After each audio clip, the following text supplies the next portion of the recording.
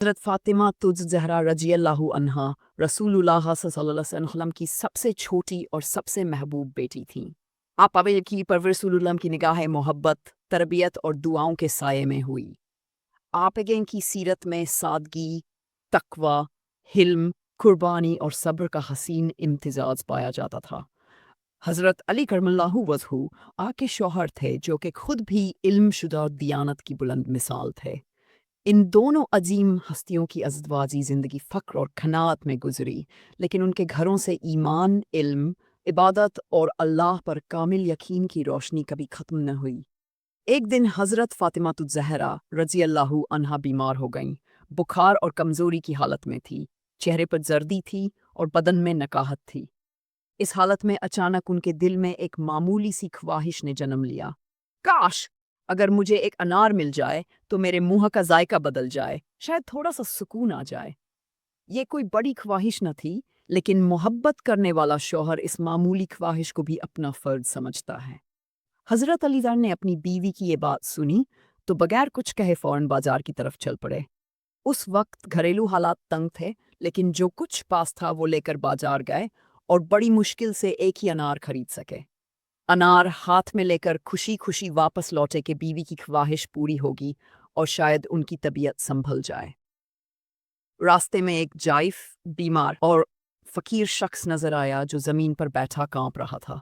हजरत अली जैसे ही उसके करीब पहुंचे, वो बड़ी नकाहत भरी आवाज में बोला, "ए इब्ने अबी तालिब, मैं बीमार हूँ, भूखा हूँ, मेरे जिस्म में खून सूख चुका है। अगर कुछ खाने को मिल जाए तो शायद मेरी जान बच जाए।" ये आवाज दर्द से भरी हुई थी। हजरत अली ने उस बीमार फकीर को देखा, उसकी हालत पर रहम आया और बगैर एक लम्हा सोचे वो अनार उठाकर उसके हाथ में रख दिया। फकीर ने शुक्रगुजार नजरों से हजरत अली जन को देखा और खुशी खुशी अनार लेकर चला गया। हजरत अली जन खाली हाथ घर वापस आए। दिल में ये जरूर सोचा होगा कि अब बीबी को क्या जवाब दूंगा, लेकिन अल्लाह पर कामिल यकीन रखते थे। जब हजरत फातिमा ने पूछा, "अली, अनार कहाँ है?" तो हजरत अली ने सारी बात सच सच बयान कर दी। एक लम्हे के लिए भी शर्मिंदा न हुए, क्योंकि वो जानते थे कि ये काम अल्लाह की रज़ा के लिए किया है।